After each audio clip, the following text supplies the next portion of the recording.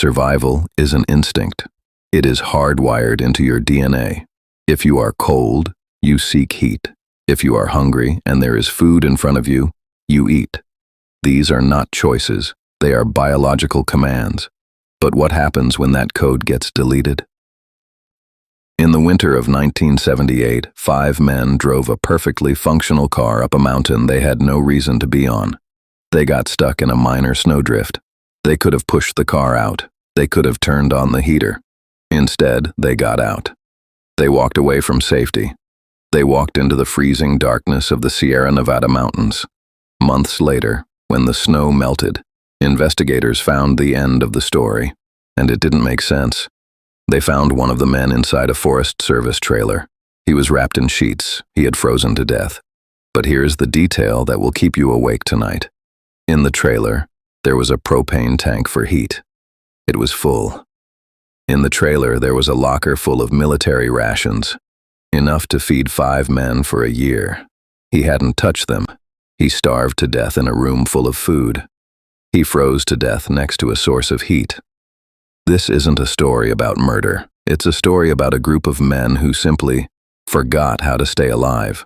To understand the tragedy, you have to understand the group. They were known as the Boys.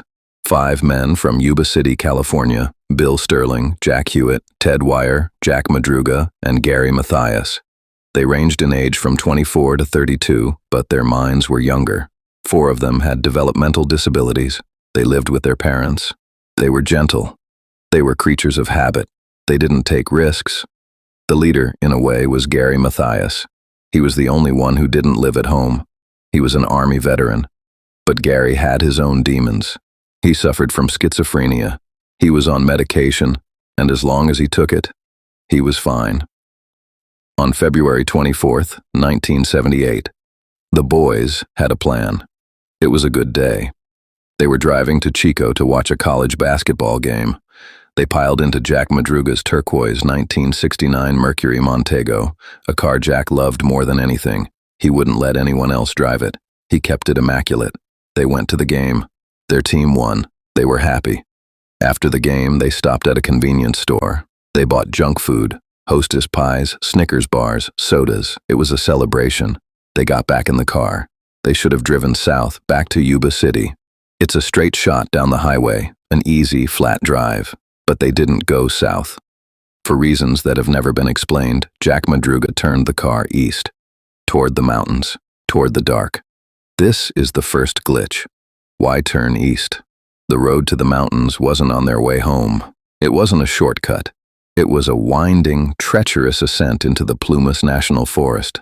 The further they drove, the higher they went. The temperature dropped. The snow began to fall. Jack Madruga was a careful driver. He knew his car wasn't built for off-roading. Yet, he drove past the snow line. He drove until the tires spun on a patch of slush. And then, the car stopped.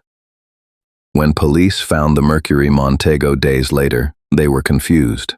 The car wasn't broken. It wasn't stuck in a ditch. It was just parked. The tires were barely spun. 5 grown men could have easily pushed it free. The gas tank was a quarter full. The keys were gone. The windows were rolled down. Inside, they found the wrappers from the candy bars. The car was a perfectly safe shelter, but they abandoned it. Why? What makes 5 men leave a warm vehicle to walk into a blizzard without coats? There was a witness to this madness, a man named Joseph Shines. Shines had been driving up that same road earlier that night to check on a cabin. His car had gotten stuck. He was stranded, waiting for help. Around midnight, he saw headlights. He saw the Mercury Montego approaching. He got out, waving his arms, thinking he was saved. But the car didn't stop. It stopped a distance away. The lights went out. Shines got back in his car to wait. A while later, he looked out again. He saw flashlights moving in the trees. He heard voices. He called out for help. The moment he yelled, the flashlights went dark. The voices stopped. It was as if they were hiding from him. Then, Shine saw something even stranger. He claimed he saw a woman holding a baby in the light of the headlights. Investigators later dismissed this. There was no woman. No baby. Was Shines hallucinating from the cold? Or did the boys see something that spooked them so badly they ran into the forest to escape it? Whatever happened on that road, the result was an exodus. The 5 men walked away from the car, deeper into the snow. They were wearing light jackets. Some wore loafers. They were walking into a death zone. The search was massive. Helicopters, dogs, snowcats. But the winter of '78 was brutal. The snow buried everything. It wasn't until June, 4 months later, that the thaw revealed the horror. About 19 miles deeper into the forest, past the abandoned car, stood an old Forest Service trailer. It was a temporary base for park rangers. It was snowed in, but intact. When a searcher approached the trailer, he noticed a window was broken. He looked inside. Lying on a bed, wrapped in 8 sheets, was the body of Ted Wire.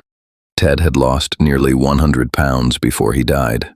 His feet were severely frostbitten.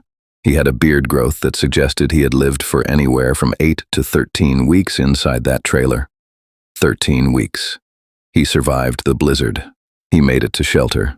But the scene inside the trailer raised questions that defy logic. Next to the trailer was a propane tank. It was connected to the heating system. All Ted had to do was turn a valve, and he would have had heat. He never turned it. In the storage shed outside, there was a crate of sea rations, military food, cans of stew, fruit, spaghetti. The shed was unlocked.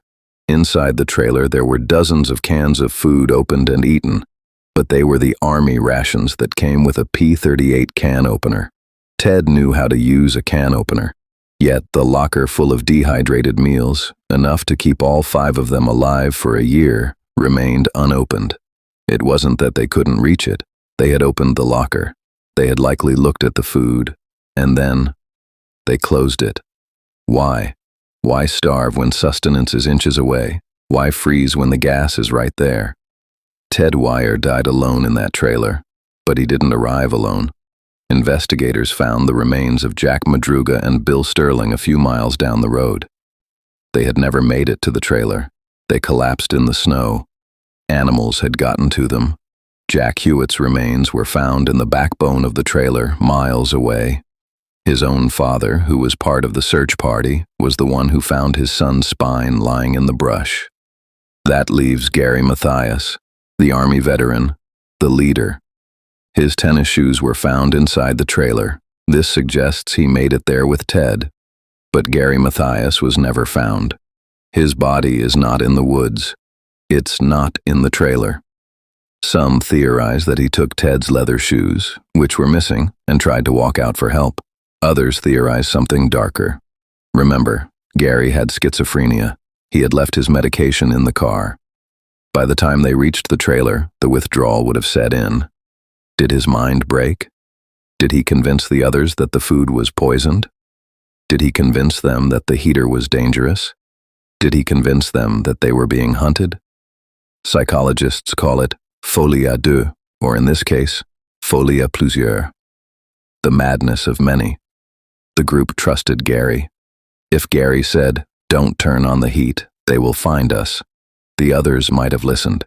If Gary said, "That food isn't safe," they might have starved. It is the only explanation that fits the evidence. They didn't die because of the cold. They died because of an idea, a false belief that took root in the freezing dark and overrode their survival instincts. Ted Wire lay in that bed for 3 months. He watched the snow pile up against the window. He felt his body consuming itself, and all the while the valve for the heat was right there. The food was right there. He was a prisoner in a jail with unlocked doors. The case of the Yuba County Five remains closed but unsolved. We know how they died, but we will never know why. Why turn the car? Why leave the car? Why ignore the food? Somewhere in the Plumas National Forest, the bones of Gary Mathias might still be waiting to be found. Or maybe he walked out. Maybe he is the ghost story that the locals whisper about. But the tragedy of the Yuba County Five isn't about monsters or aliens. It's about the fragility of the human mind. We like to think we would survive. We think we would turn on the heater. We would eat the food, but we assume our logic will still be working. On that mountain, logic froze to death long before the men did. And that is the scariest thought of all, that you can have everything you need to survive right in front of you, and your own brain won't let you see it.